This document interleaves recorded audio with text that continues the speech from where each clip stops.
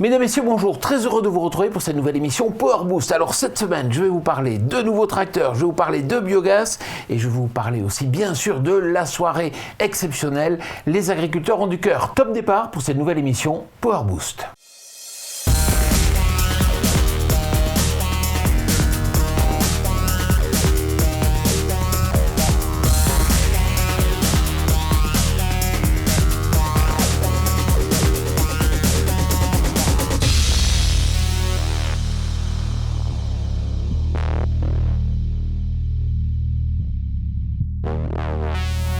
Salut le Power Booster. Au sommaire cette semaine. Pour commencer, nous partirons à la rencontre d'Antoine Phillips, formateur démonstrateur chez Fendt France, qui nous présentera les nouvelles caractéristiques qui composent le tracteur Fendt 211V Vario.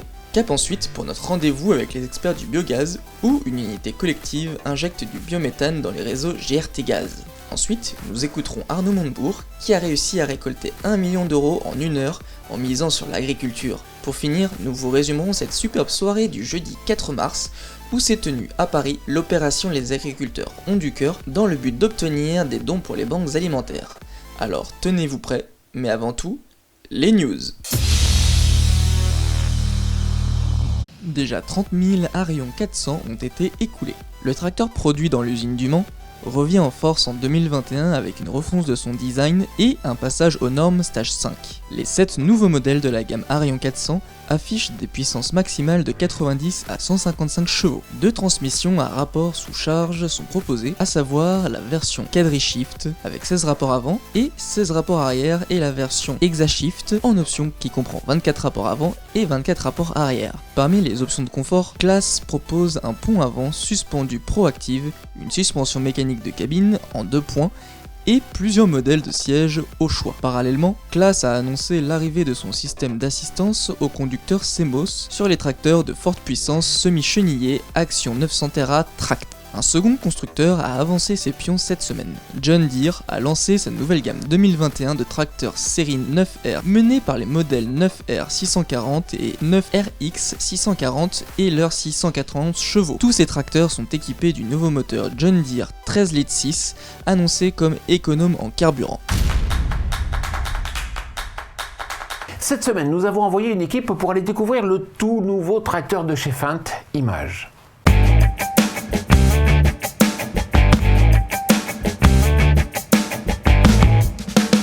Bonjour à tous, donc Philippe Antoine, formateur démonstrateur pour Fendt France.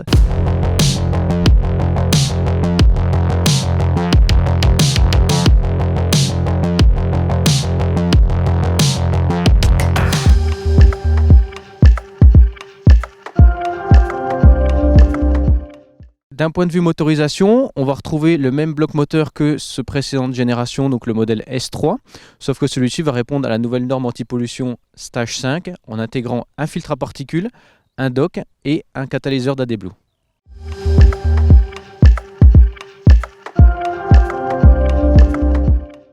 Par rapport à l'ancienne génération S3, on va venir aussi intégrer le tout nouveau intérieur de cabine Fendt One qu'on retrouve aujourd'hui sur les modèles 300 et 700 qui vient intégrer une nouvelle console avec bien sûr la possibilité d'affecter les commandes là où l'utilisateur le souhaite. On va avoir aussi la possibilité, ce qui est tout nouveau sur le secteur des tracteurs spécialisés, des écrans en couleur tactile avec un écran de 12 pouces en option et bien sûr de base, de série, un écran de 10 pouces derrière le volant pour tout ce qui est information de vitesse et de contour moteur.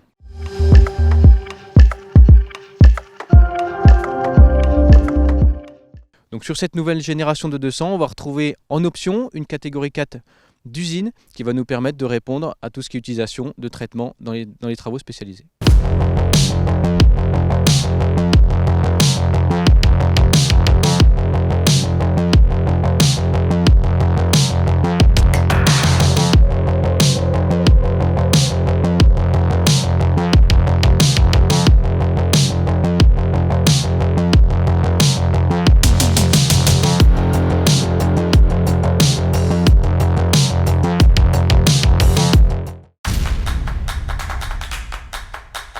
Je vous invite à présent à retrouver notre rubrique Les experts du biogaz en partenariat avec GRT Gaz et Deleplanque.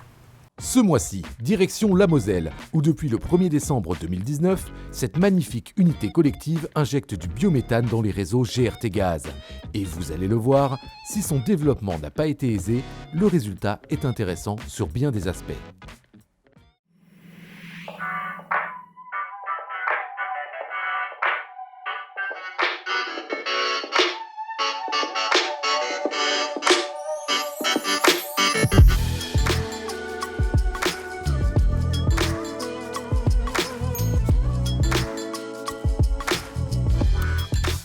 Pour bien tout comprendre, revenons en arrière aux origines du projet, il y a 9 ans. L'unité rassemble 23 agriculteurs. On le sait, la première étape dans un projet collectif, c'est de trouver un terrain qui reste proche de chacune des exploitations impliquées. L'endroit idéal a été trouvé entre Haraucourt-sur-Seille et Marsal, d'autant plus qu'il se trouve à proximité d'une canalisation GRT Gaz. Mais cet emplacement près de Marsal pose un problème insoupçonné. Marsal, la petite cité de Marsal, elle est caractérisée par Vauban. Donc il y a les remparts de Vauban. Quand on a un site touristique qui est classé, il y a une zone de 500 mètres autour. Ce terrain fait partie de l'obligation sur tout projet de travailler avec les ABF. Donc voilà, c'est pas une demande qu'on a eue, c'était une obligation. Il a donc fallu d'abord consulter les architectes des bâtiments de France pour intégrer au mieux l'unité au paysage et au patrimoine en collaboration avec le parc régional de Lorraine, ce qui impose un process particulier pendant l'élaboration du projet. Normalement, vous choisissez un constructeur qui vous fait des plans et vous faites une demande de permis de construire. Nous, c'était fait dans l'autre sens. On est allé voir les ABF, on leur a demandé ce qu'il fallait faire. Ils nous ont fait des plans et il a fallu trouver un constructeur qui acceptait de construire par rapport au plan des ABF. Et c'est le constructeur Agrogaz qui s'est chargé de la construction en appliquant les demandes des ABF. La plantation d'arbres et l'installation de clôtures en bois sont autant de compromis paysagers qui ont permis au projet d'être autorisé.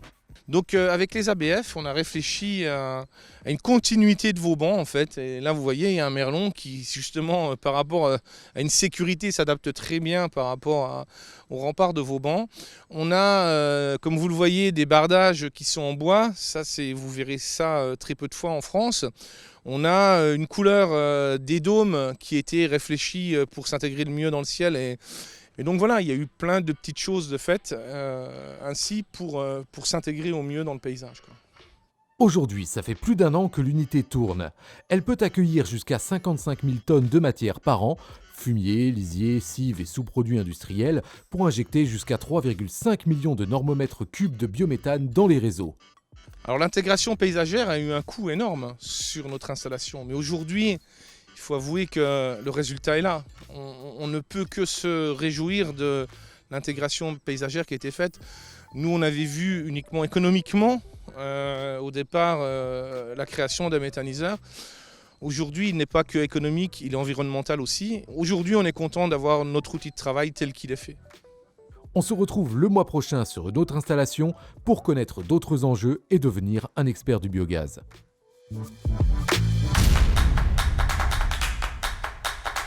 Il a levé 1 million d'euros en 1 heure seulement en misant sur l'agriculture. On a rencontré Arnaud Montebourg. Arnaud Montebourg, vous êtes un magicien. Vous êtes capable de lever 1 million d'euros en moins d'1 heure de temps auprès de 300 investisseurs qui espèrent un revenu de 8% dans l'agriculture. Comment faites-vous? Expliquez-moi.